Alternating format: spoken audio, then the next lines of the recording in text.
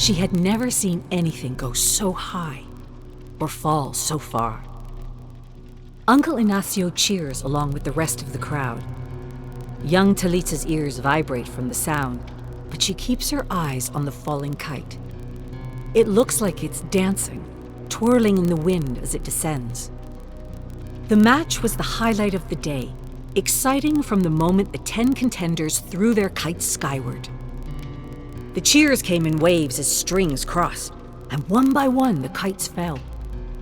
The silence surprised Thalita as the contenders on the field came down to 2 men, a teenager from Botafogo and Uncle Ignacio. Mom and Dad hug Ignacio so hard they don't notice baby Renato crying in Mom's arms. Ignacio is beaming, the same twinkle Thalita saw in his eye as he assembled his kite that morning. She watches Ignacio walk up to the teenager and shake his hand. The boy smiles. Of course he smiles. He's among friends and peers on a bright, sunny day in the most beautiful country in the world, celebrating. The boy doesn't care that he lost. It's the people around us who matter most. Thalita looks above the crowd and watches the boy's kite touch down softly on the ground. He fidgets with his hands. All he wants to do is fly a kite or work on the puzzle sitting in his bedroom. So much talking. It's useless. It's boring. We're here to fly kites, not talk. Renato looks around at the other kids. None of them are fidgeting like he is. They're not shifting their feet or looking around. It's so strange how they can stand so still and watch Thalita demonstrate kite design. Not just watch, but listen. Really listen. But people always listen to Thalita. They listen to her thoughts and laugh at her jokes and talk to her and invite her to things. Grown-ups, kids, everybody. Renato tried one of her jokes himself. No one laughed. He stops studying the other kids and watches his sister. She is special, even among the kids their age. He makes eye contact with her and she smiles. He smiles back, but it's a sad smile. He knows, no matter how hard he tries, no one will ever look at him the way they look at her. Finally, Thalita ends her talk and it's time to throw their kites into the air. It's a beautiful, sunny day, bright even through his sunglasses. He hears some of the kids comment that it's too bright to see their kites so high above the beach, but he doesn't let them distract him. He can see his kite just fine, and he can see his opponent's kites too. Thalita says it's unsportsmanlike to knock out other kites so quickly. Renato never understood this. It is literally the game. His smile grows as each opponent falls. A true, joyous smile. Hold on. Why is my string gone slack? Renato looks up and sees his kite floating downward. Thalita's cheering next to him, grabbing his shoulders and whooping. No, this cannot happen. If I can't be popular and I can't be a winner, then what can I be? Thalita accepts the bottle from her friend on the right. Whatever's in the bottle, she likes it. After a generous sip, she passes the bottle to her friend on the left. They are sitting around a small bonfire on the beach, all 10 of them, laughing and singing into the quiet night. The perfect capper to a long, tiring, fun day at Ignacio's shop. Renato went home immediately after they finished closing up. He rambled about needing to prep, and his rambling turned into a lecture about how Thalita should prep too. She stopped listening at that point. What a silly boy. Thalita laughs at the thought. Renato doesn't have the slightest idea. This time with friends, most of whom she met at the beach, is many-splendored. It is careless abandon. It is utter joy. And it is prep. Thalita has crossed kites with most of these kids. Some of them she had taught herself. Others were already regulars when she started working for her uncle. All of them are very good kite fighters. And Thalita has been around them long enough to realize they fight kites the way they tell jokes, sing songs, and ask questions. Some of them handle victory with more grace than others, and some of them suffer defeat with more bitterness. Being with her friends helps her be a better kite fighter, before, during, and after the match. And she gets to stay up all night having fun. Try beating that, Renato. It was his most difficult match. Renato always liked ending a kite fight quickly, and he knows that Thalita knows this. She did what he expected her to do, stay away from him early on and let him take down most of the competitors. Renato was happy to do it. There's a reason I can take down these other fighters. This sport is a puzzle. I've put in the work. I've studied the puzzle. When the field of competitors narrowed to Renato and Thalita, he turned his focus on her. He went on the offensive, chasing her back and forth across the sky. Her theatrics always annoyed him. This is not supposed to be a show. This is a fight. Renato finally outmaneuvers his sister and catches her string with his kite. Tangled, they tug at their strings. Not too much, Renato reminds himself. One sharp pull is all it takes to snap your string and hand victory to your opponent. The crowd is louder than ever, waiting in anticipation to see who will win. But Renato already knows it will be him. A few gentle pulls of his string, and he saws through Thalita's line. His kite soars, the last one in the air, as Thalita's begins its descent. The crowd cheers, but Renato doesn't hear them. Victory is for him and him alone, and one other person. He runs to his sister and picks her up in a big bear hug.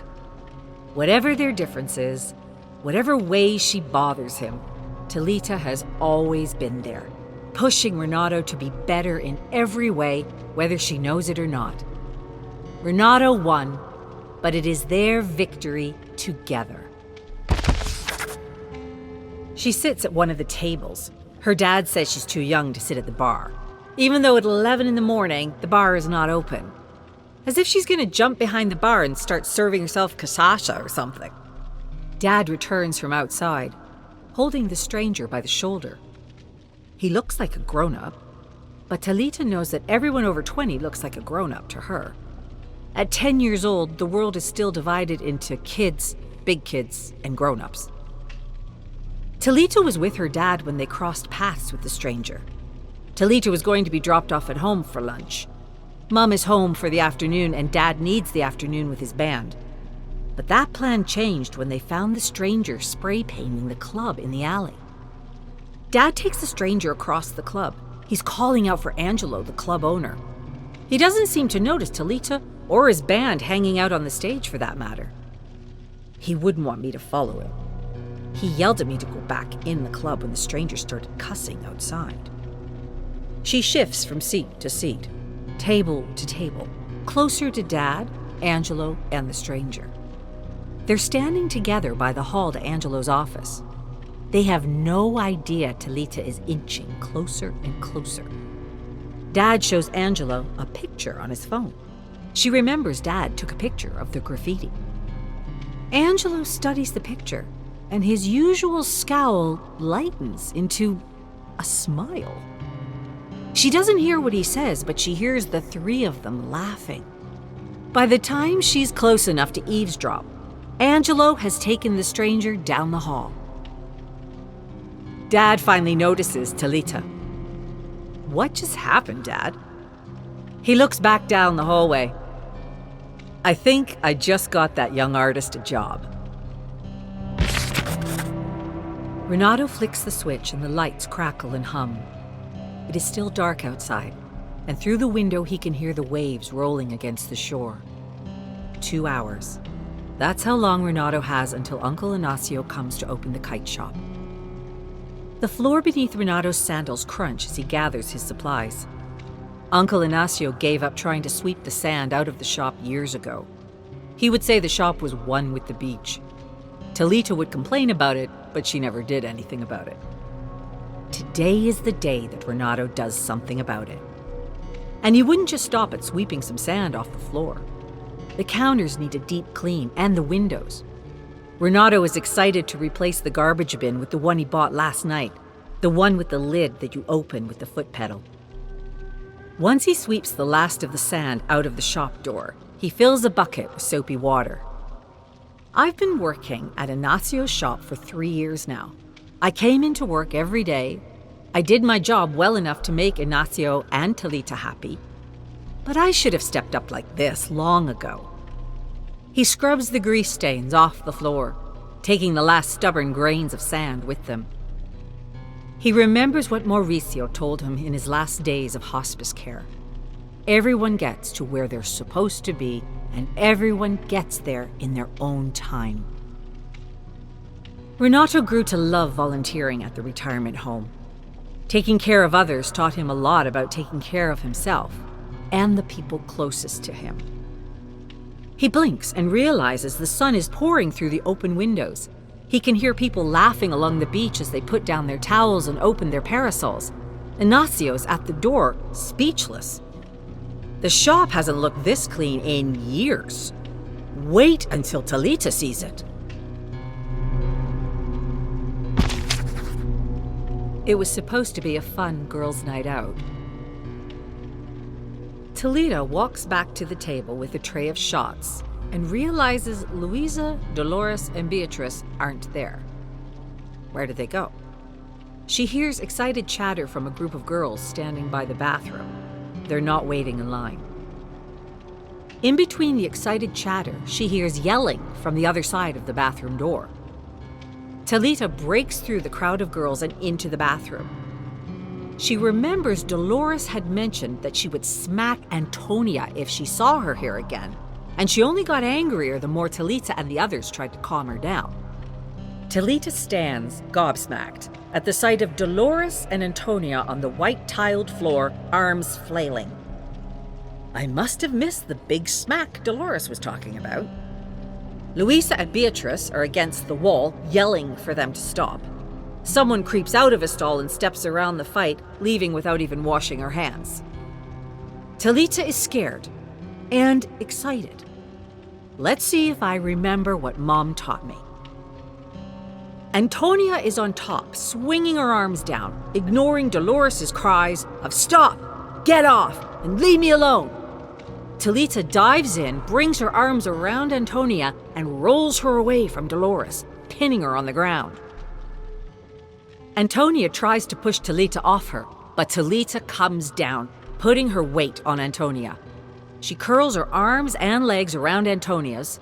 Try taking a swing at me now, Antonia. But she can't. They are interlocked on the floor, almost frozen in place. Antonia can't hurt Thalita, and Thalita can't hurt Antonia. But the point isn't to win the fight by hurting anyone. The point is to win the fight by stopping it. Mom wanted me to be able to handle myself without getting arrested. Thalita tries to speak without compromising her position. She shouts to be heard over Antonia's obscenities. "Get a bouncer in here, now!" Beatrice runs out of the bathroom. Dolores watches, stunned, amazed. "Is that jiu-jitsu?" Thalita smiles. Mom always said it would come in handy one day.